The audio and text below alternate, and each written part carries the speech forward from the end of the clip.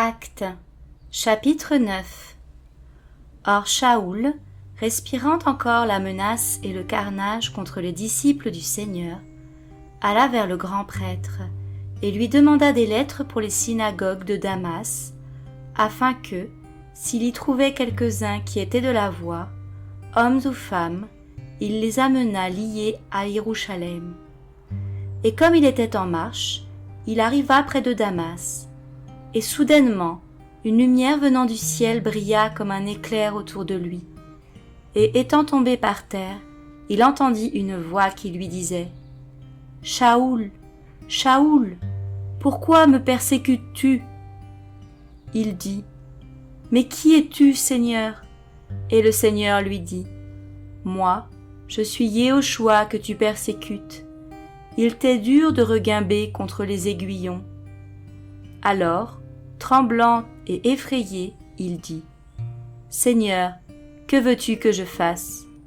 Et le Seigneur lui dit « Lève-toi, entre dans la ville, et on te dira ce que tu dois faire. » Mais les hommes qui l'accompagnaient s'arrêtèrent, incapables de parler par terreur, entendant en effet la voix, mais ne voyant personne. Et Shaoul se leva de terre, et, malgré ses yeux ouverts, il ne voyait rien. Et le conduisant par la main, ils le menèrent à Damas, et il fut 3 jours sans voir et sans manger ni boire.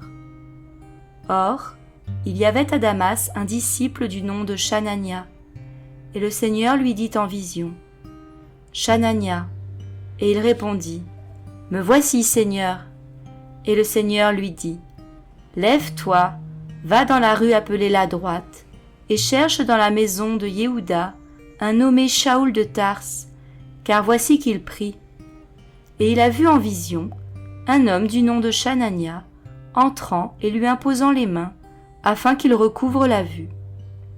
Mais Chanania répondit « Seigneur, j'ai entendu dire par beaucoup concernant cet homme combien de choses mauvaises il a faites à tes saints dans Jérusalem. Il a même ici le pouvoir, de la part des principaux prêtres, de lier tous ceux qui invoquent ton nom. » Mais le Seigneur lui dit « Va, parce que cet homme est un vase que j'ai choisi pour porter mon nom devant les nations et les rois et les fils d'Israël. Car je lui montrerai combien il faut qu'il souffre en faveur de mon nom. » Et Chanania s'en alla et entra dans la maison.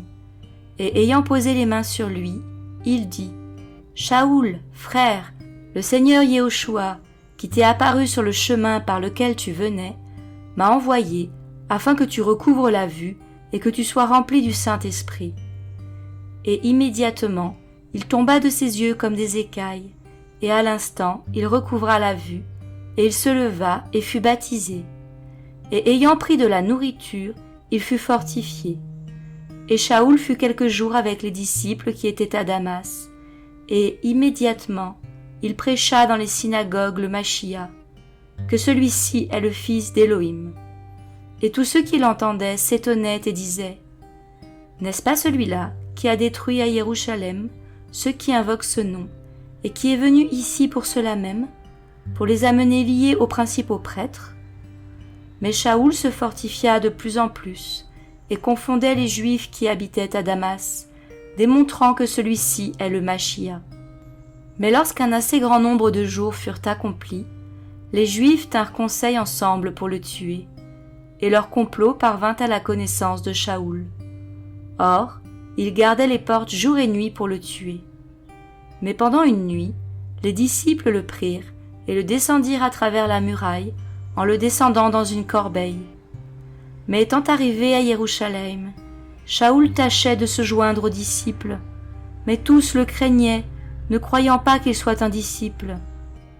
Mais Barnabas, l'ayant pris avec lui, le conduisit vers les apôtres et leur raconta comment sur le chemin il avait vu le Seigneur qui lui avait parlé et comment à Damas il parlait avec assurance au nom de Yehoshua. Et il était avec eux à Jérusalem, allant et venant, et discourant avec assurance au nom du Seigneur Yehoshua.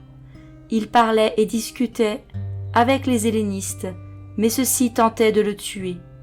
Mais les frères, l'ayant su, l'emmenèrent à Césarée et le firent partir pour Tars.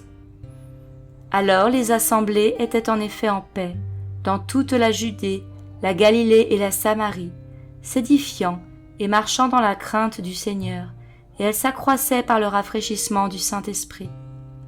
Or, il arriva que, comme Pétros les visitait tous, il descendit aussi vers les saints qui demeuraient à Lyde, et il y trouva un certain homme, du nom d'Aïnéas, qui était paralytique, étendu depuis 8 ans sur un lit de camp. Et Pétros lui dit, « Aïnéas, Yehoshua Hamashia te guérit. Lève-toi et fais toi-même ton lit. » Et immédiatement il se leva. Tous ceux qui habitaient à Lyde et à Saron le virent, et ils se convertirent au Seigneur.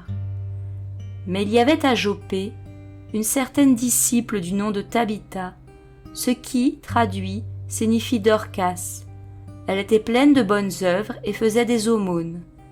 Mais il arriva en ces jours-là qu'étant tombée malade, elle mourut, et après l'avoir lavée, on la déposa dans une chambre haute. Mais comme Lyde était près de Joppé, les disciples, ayant appris que Pétros y était, envoyèrent vers lui 2 hommes pour le prier de venir chez eux sans tarder. Et Pétros se leva et partit avec ces hommes. Lorsqu'il fut arrivé, on le conduisit dans la chambre haute. Toutes les veuves l'entourèrent en pleurant et lui montrèrent les tuniques et les vêtements que faisait Dorcas quand elle était avec elle. Mais Pétros fit sortir tout le monde, se mit à genoux et pria, et se tournant vers le corps, il dit « Tabitha, lève-toi » et elle ouvrit ses yeux et, voyant Pétros, elle s'assit, et il lui donna la main et la fit lever. Et ayant appelé les saints et les veuves, il la leur présenta vivante, et cela fut connu dans tout Joppé, et beaucoup crurent au Seigneur. Et il arriva qu'il demeura plusieurs jours à Joppé, chez un certain Shimon, un corroyeur.